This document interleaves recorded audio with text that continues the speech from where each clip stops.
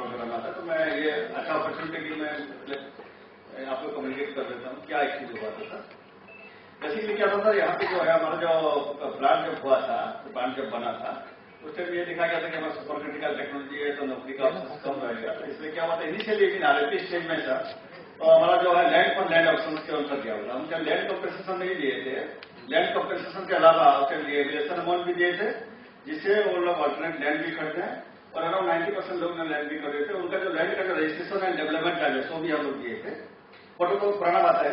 उसके बाद भी काफी डिमांड रहा, तो 2008 में एक एग्रीमेंट हुआ था जिसमें एनटीपीसी कमिट किया था कि हम लोग 692 लोग को वैकेंसी से देंगे, इंक्लूडिंग 66 लोग का 626 अदर पोस्ट प्लस 66 रिटायर्ड लोको ड्राइवर करके 692 पोस्ट का था।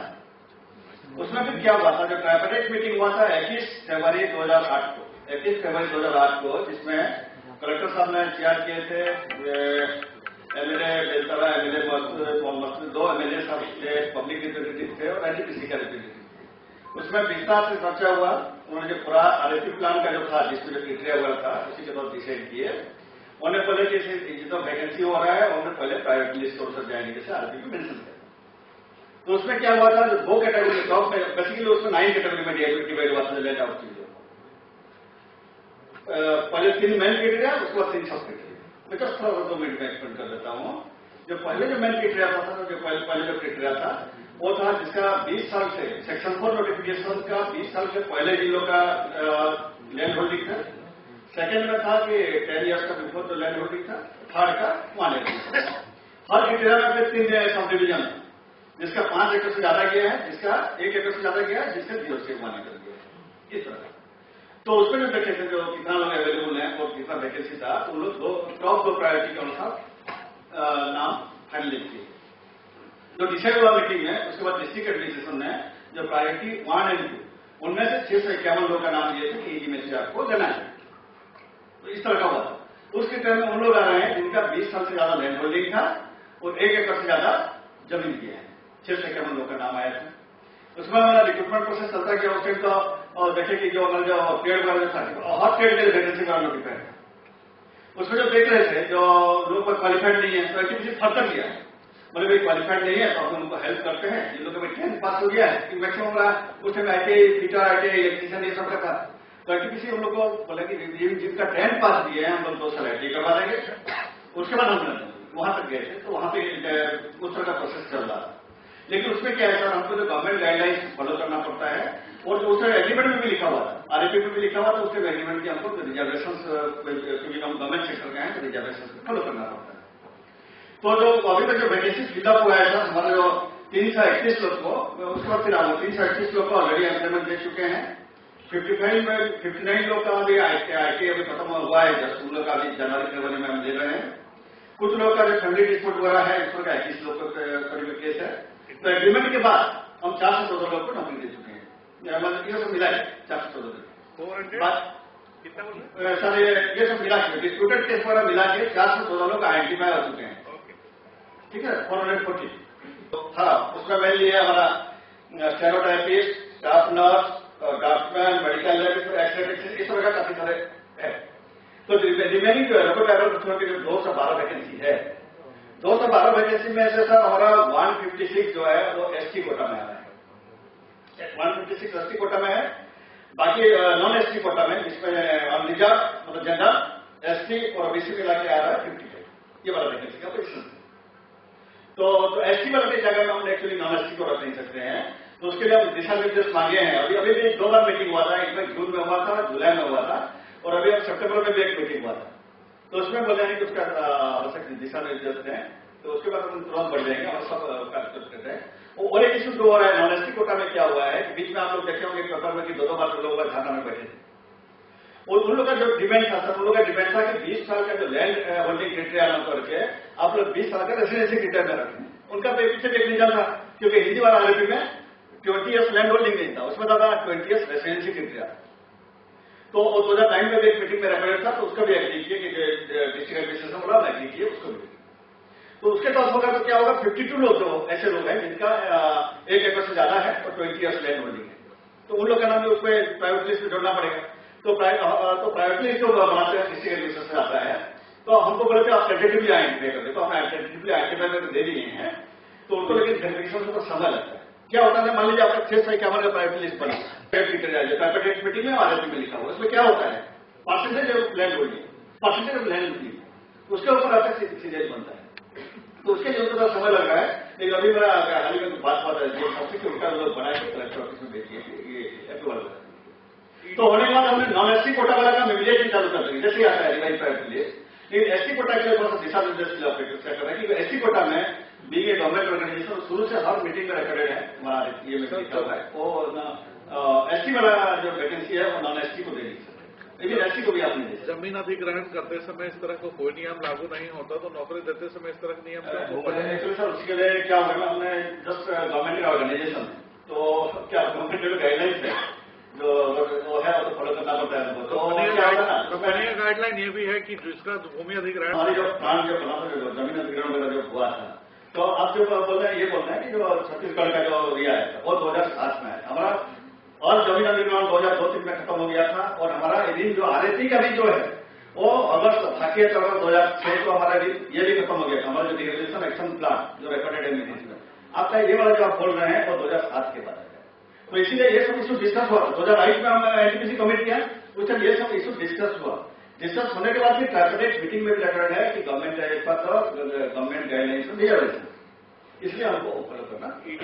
इसमें थोड़ा आप निकाल दीजिए, ऐसा कोई स्पेसिफिक गाइडलाइन नहीं होता कि जिसका जमीन लिया जाए उसको नौकरी दिया जाए।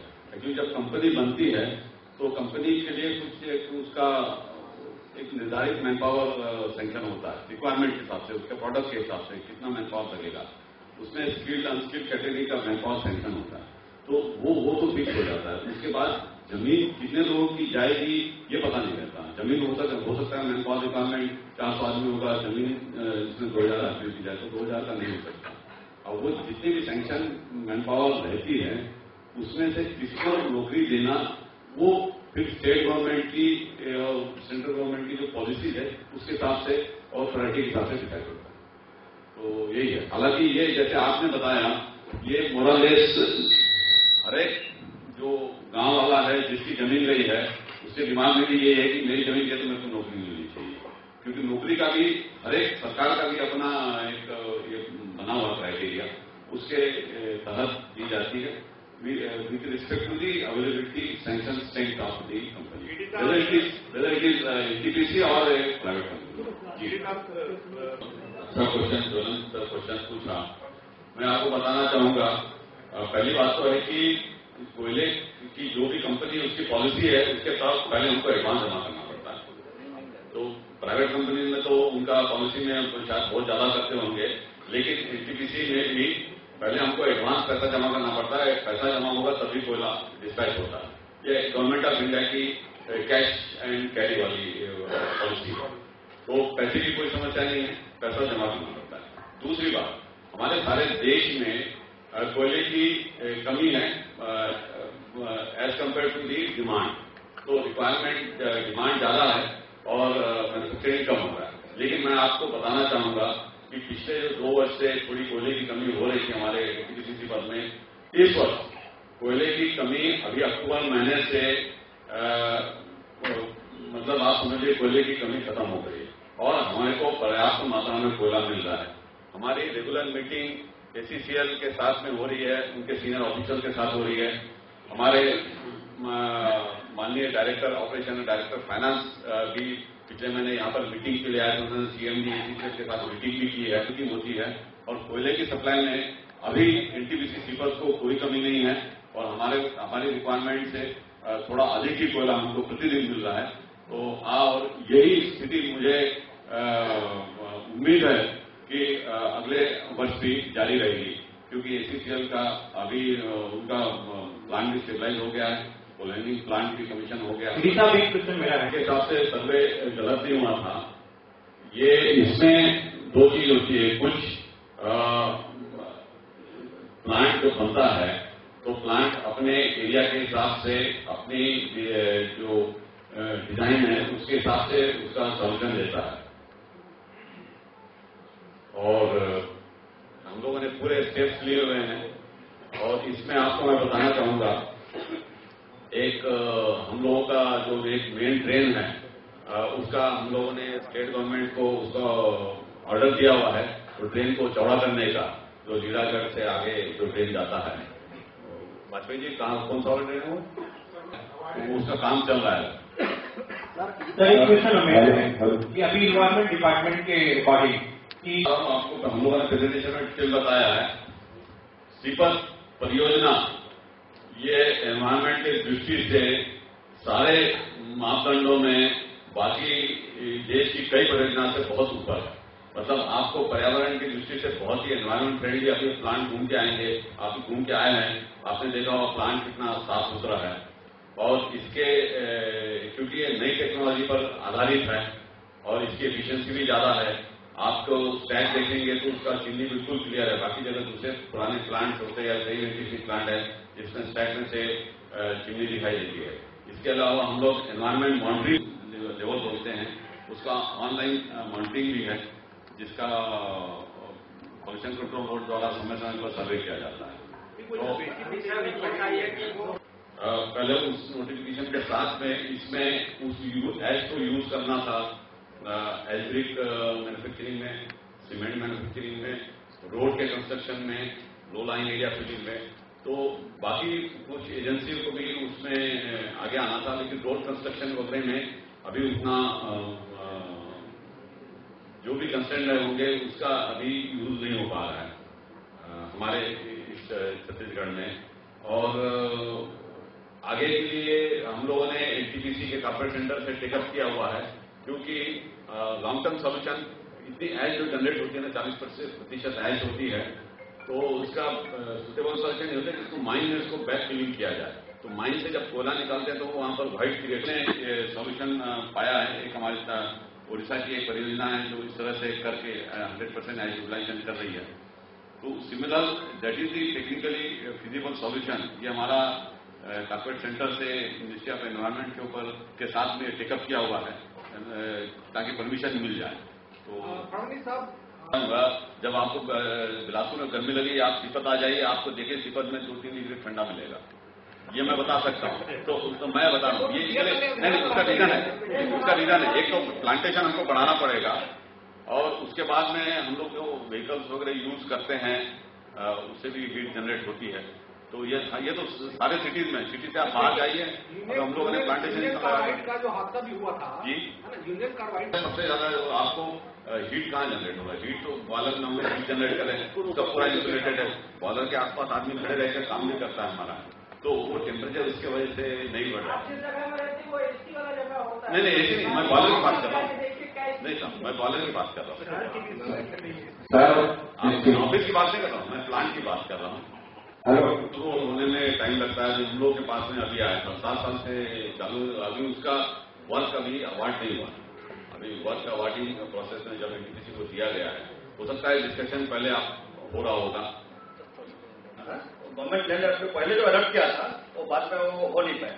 तो लैंड अलॉटमेंट लास्ट ईयर ही हुआ है हमको एक्चुअली, जो टेक्निकली लैंड अलॉटमेंट, उसके बाद हमने कॉन्ट्रैक्ट अवार्डिंग पर इनफैक्ट हमने पहले कॉन्ट्रैक्ट अवार्डिंग पर काफी एडवांस में आ गया। तो आपको सीएसआर कराते हैं या आपको सीधा करते हैं? और कॉन्ट्रैक्ट हम लोग खुद ही देते हैं। हमारा सवाल सर जो आपकी निगरानी उसमें कैसे आप कर सकते हैं कि उपजाऊ क्षमता बरकरार रहेगी? एक बार वहां से मिट्टी नेचुरल हटने के नेचुरल मिट्टी से करेंगे ना, और से करेंगे। फडणवीस साहब, और जो गांव की जो तमाम सड़क है उन सड़कों की जो बुकिंग कर देते हैं, तो ये और जो पानी की जो क्वालिटी है 10 साल पहले निर्माण किए, जब सीपत वाली सड़क को एनटीपीसी ने वन टाइम कंस्ट्रक्शन कराया है, उसके बाद ये स्टेट अथॉरिटी को हैंड ओवर कर दिया। उसके बाद से आपसे मेंटेनेंस फॉलो कर रहे हैं और गांव की कुछ सड़क को सरकार बनाती है और कुछ जिसमें कि सरकार नहीं बना रही है, ग्राम पंचायत और स्टेट एडमिनिस्ट्रेशन बोला जाता है जिसका निर्माण आप करिए, वही कार्य हम लोग कर रहे हैं। तो हम लोग आपका जो भी है सुझाव देखेंगे। और पानी की मैं बता रहा हूँ, पानी का एरिया के आसपास जो भी बोरवेल है उसका पानी का हम लोग सैंपल करते हैं और उसकी क्वालिटी हम लोग